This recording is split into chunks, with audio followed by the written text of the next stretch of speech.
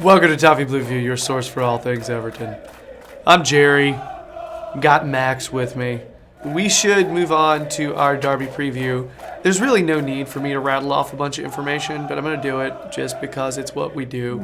They're currently third in the table, 66 points. They're 19, 9-4 in the Prem.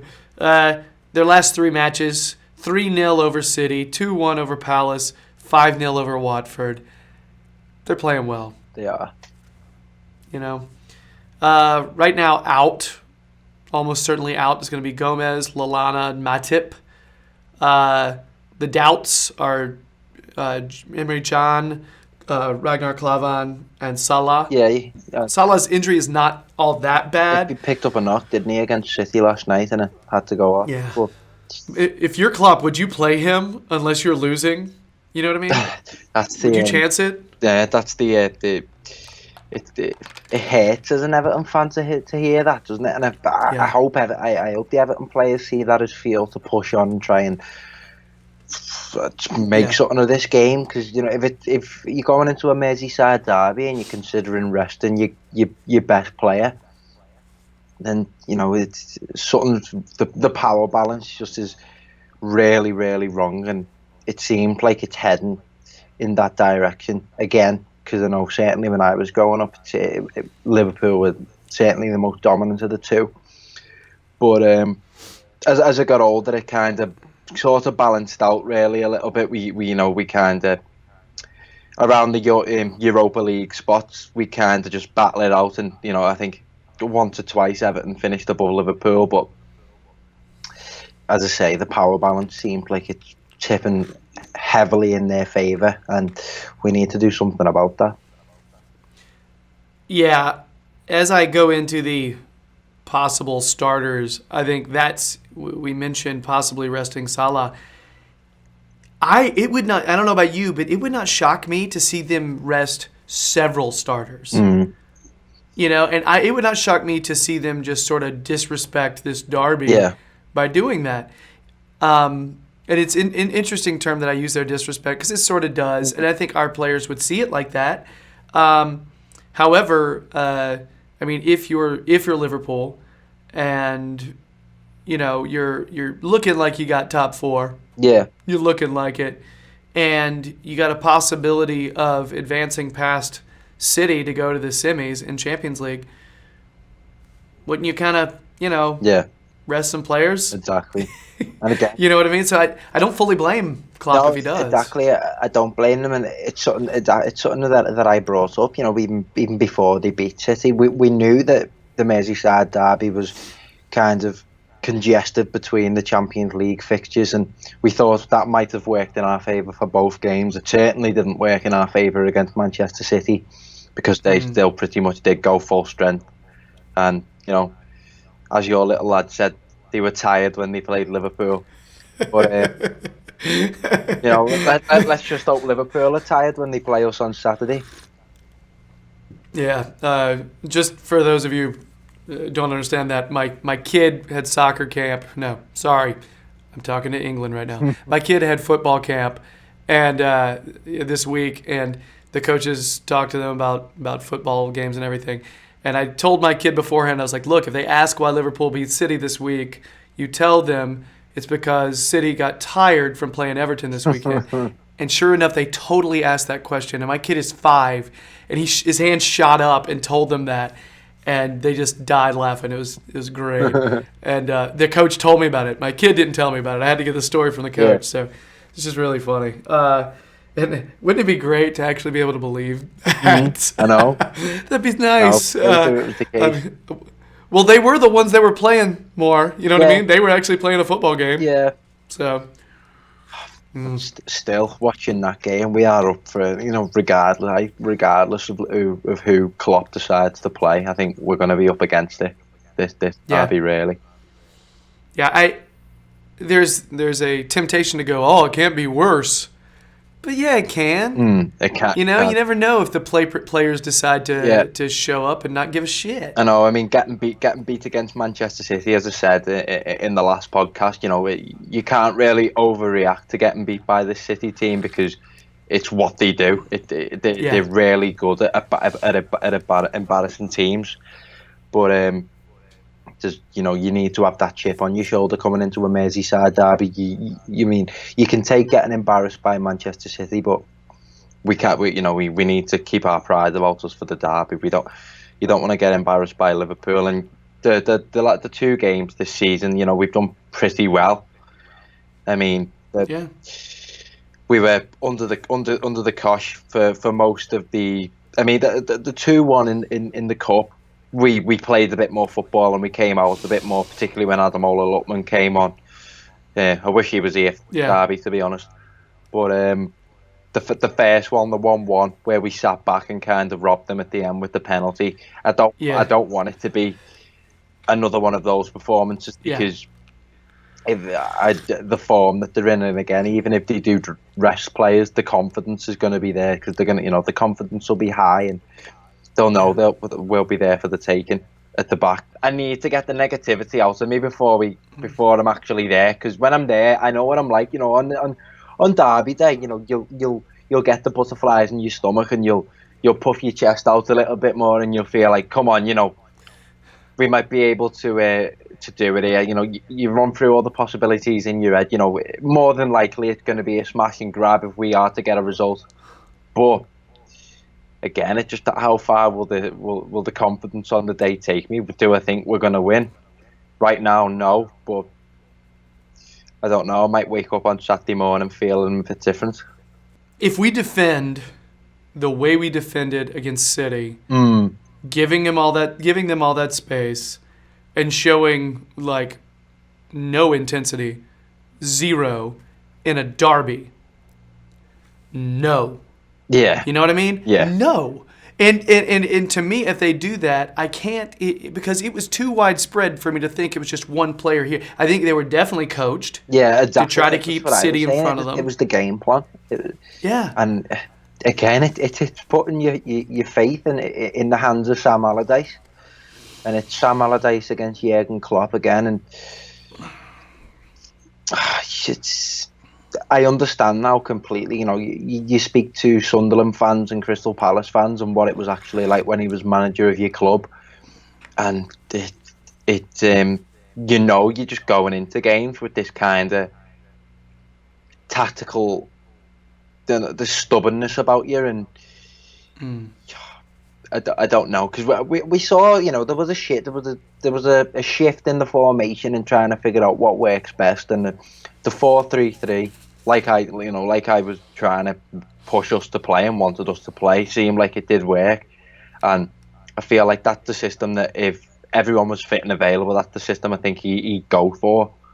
But again, with Gay being a doubt who does a lot of that running in the midfield, and a player who I feel against Manchester City, against Liverpool, you'll need to do a lot of the running.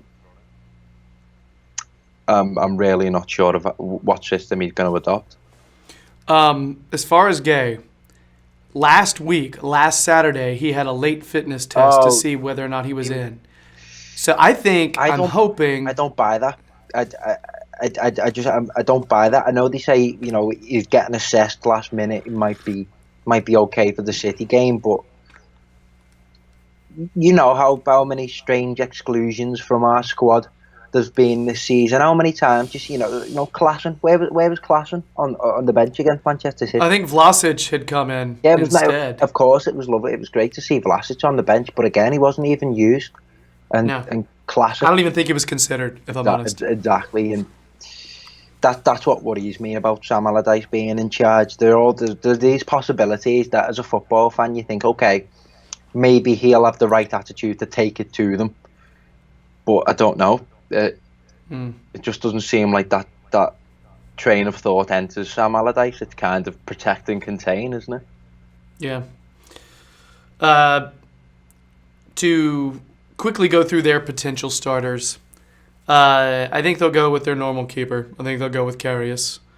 As far as their outside backs, Alexander-Arnold played against City. He's brilliant against Manchester City. But don't you think they potentially could roll with Klein if they want to rest him?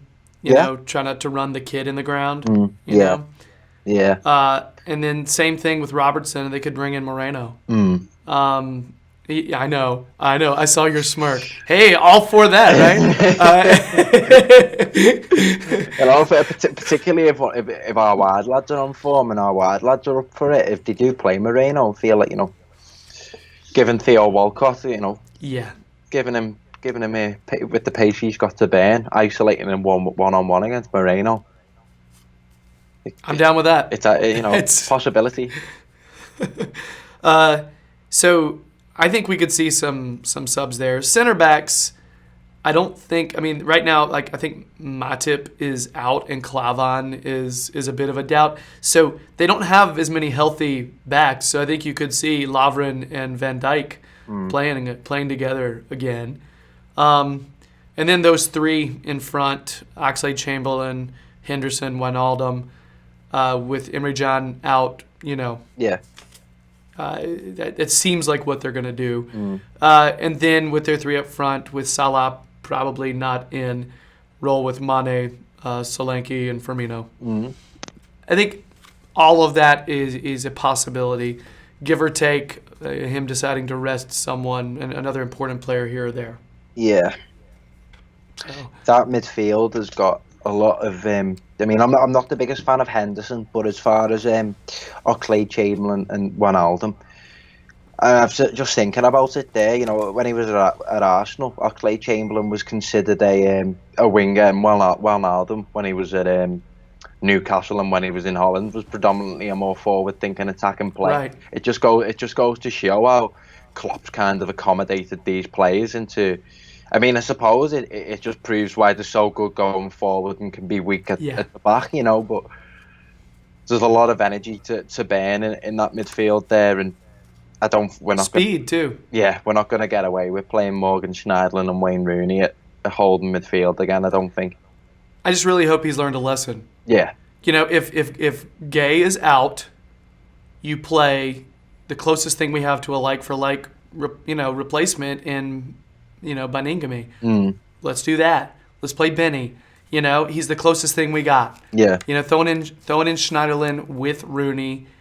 That's, bring a book. You know what I mean? It's just so slow. Oh my gosh. It's like waiting in the bank queue. It's just really slow. Your thoughts on Davies? Would you start Davies? Because we saw in the two Anfield derbies, it might have just been Anfield, who knows, he might be up for it at Goodison, but he just looked a bit like a rabbit in the headlights when he played in the games at Anfield. Yeah. Here's the thing, and really quick, as far as our injuries, Holgate's probably out and Sigurdsson's definitely still out, okay? Just to throw that out there for everybody. I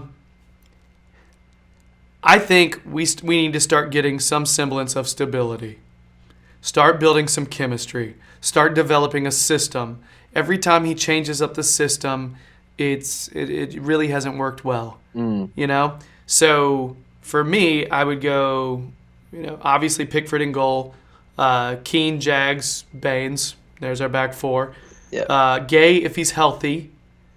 Beningame if he's not. Rooney, Davies, Walcott, Bolasie, and Tosin. I would go, and I think that's actually going to be what he does. I agree. If Gay is healthy. Yeah. Now, if Gay's not healthy, I have no idea where he's going to go. Is he going to have the pride? Is he going to just put his pride to the side and say, I am going to come up with another solution rather than play Schneiderlin beside Rooney? You know what I mean? Well, I mean, certainly I think a lot of Evertonians would hope that would be the case. Because Morgan Schneiderlin's performances this season, coming up against with the derby coming up, just the performances haven't warranted the start in the Merseyside derby. The work ethic, the ground that he covers, the touches that he takes. We need the midfield to really try and get a foothold in this game, and that's where I've got me not doubts, because he did well in the 1-1, the 2-1 not so great, but Rooney, where can we see Rooney kind of perform in this game? You know, is he going to be one of those trying to look for the breaks in terms of going forward and take on some attacking responsibility, because he knows that, you know, if we've got lads like Gay, who he can be wasteful going forward. Let's be honest, Gay can be very wasteful going forward. Definitely, And Davies again, who's still maturing and is still relatively young, so being wasteful, I think, is just part of being a young player. But really quick on Davies, because you asked me earlier, I wasn't very specific. I think based on Davies' play against City, the fact that he seemed to bring the whole team up a level in terms of intensity. I don't think he connected every pass because he didn't, you know, but he brought an energy level, and I think we need energy in the center in terms of breaking up their play. yeah, You know, and not respecting them too much, because he won't. He will not respect them, because he's been in a derby for a long time in terms of he's been in Liverpool for a while. You know what I mean? Local lad, and I think Exactly. all Evertonians had that about Barkley when Barkley played. No, Barkley never lived up to the hype, but it was when you saw a local lad in the lineup in a derby, you know, you feel like, right, they get this, they know what they're doing, and Yeah. I'd love if this is the game where it all clicks for Tom Davies, then I would love that. You know, I'd love to see him put in a man the match performance, or I'd love to see him net. I mean, I'd love to see him grab a goal. That might be pushing it a bit too far, but if this was we've seen it with Raheem Sterling a lot recently. I know Tom Davies is younger, but you've seen it with Sterling, I've felt, where the immaturity is visually being coached out of him. You know, his decision making become a lot better, and he's becoming a really strong player. And I want that to be the case for Tom. You know, I want to see Tom develop, and I hope this game is the game where he showcases all his talent. Yeah, he gets slated a lot, very often, and I can only assume it's like that at home matches. I feel like I've heard people say that a lot of people are very vocal about criticizing him, and that's me putting it politely. Yeah. I feel that's Goodison Park though this season. That is just Goodison Park.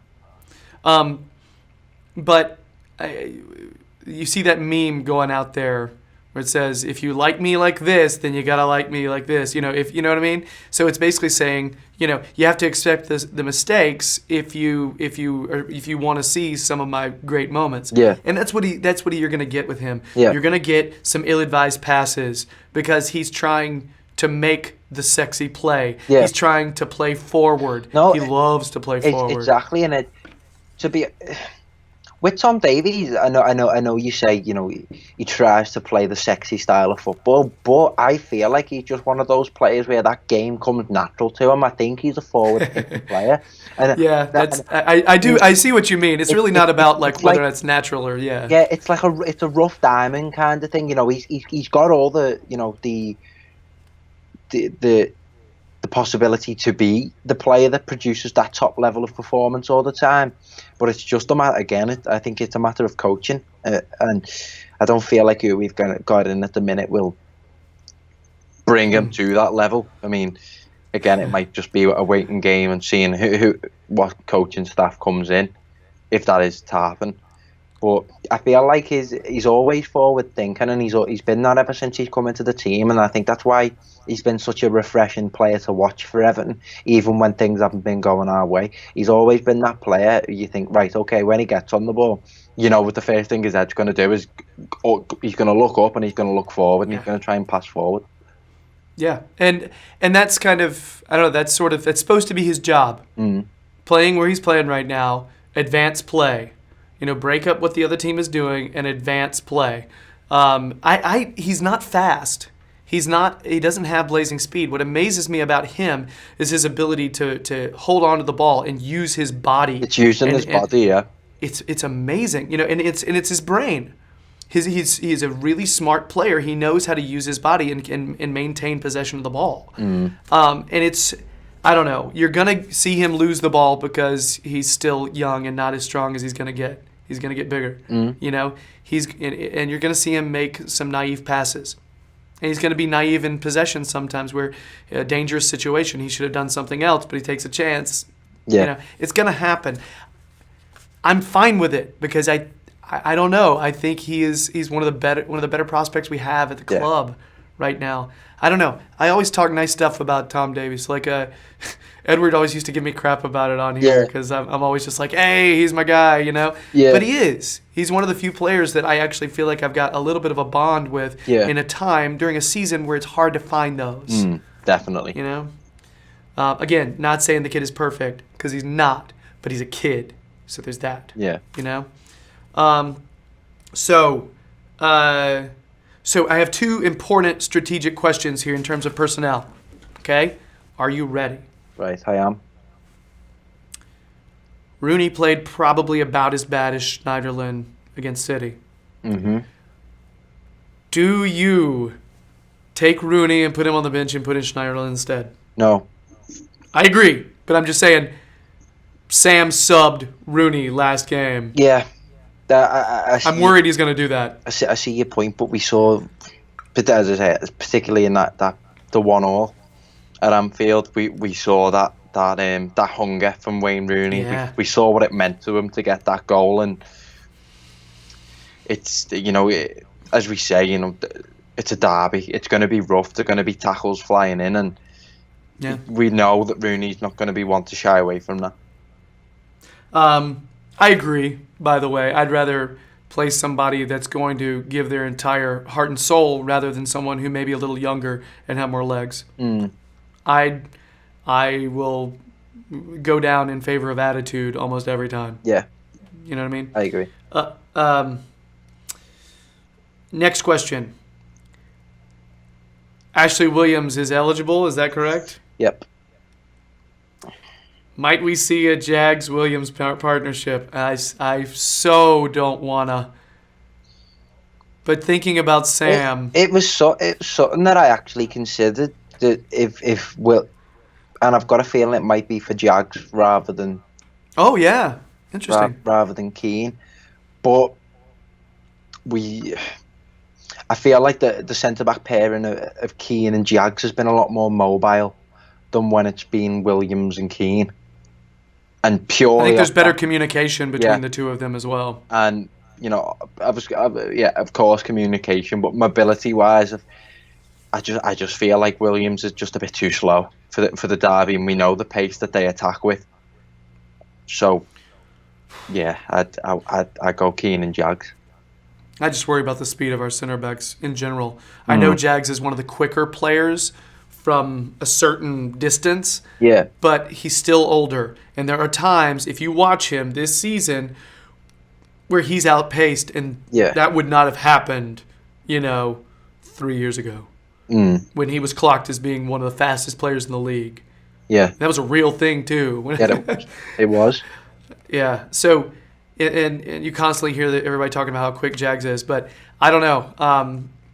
I think we need faster center backs, period. That's just something we need to start looking at investing in coming up in the next year. I don't know. We'll probably lose one of the older guys, Jags or Williams, this summer, I would think. Yeah. Anyway. Purely on squad numbers, I think. I think, again, we're going to...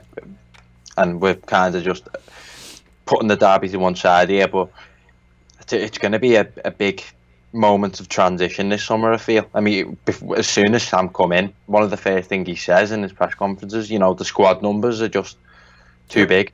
We've got too many players on the... I was going to say on the roster then. Sound very American. But I'm so sorry I'm infecting you, my friend. It's entirely my fault. There's too many players on the roster, and we need to start bringing in the quality.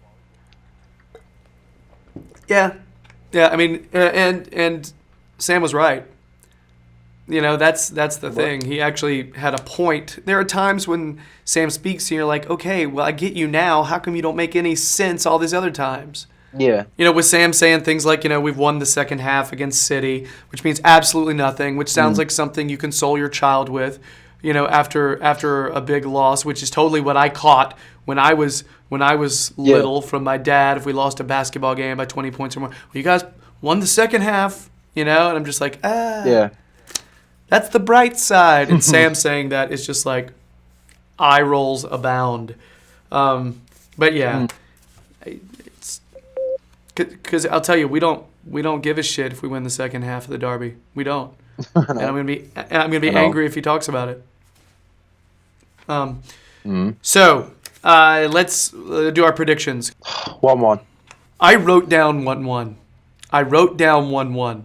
But because it's the last chance I'll get to predict us beating Liverpool this season, I just can't pass it up. I think, yeah. Just because, I mean, I don't know. I really want to go into that match feeling like we got a chance. I want that feeling. I want to go into it thinking, you know what? They're resting some people. They played midweek, and it's at Goodison. Yeah, maybe we'll be up for it. I want that feeling. Yeah. And so I'm going to try to will myself into it. I'm going to say 2-1. I'm going to say 2-1, we get the win. Ooh, I'd love that.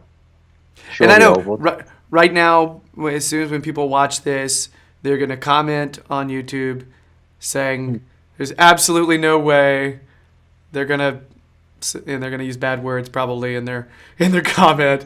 But yeah, you know what? I don't care. I'm going to be very naive and positive, and it's whatever. I feel like Edward right now, my heart and my head, but I can't say that because although before this I would have said I think a draw.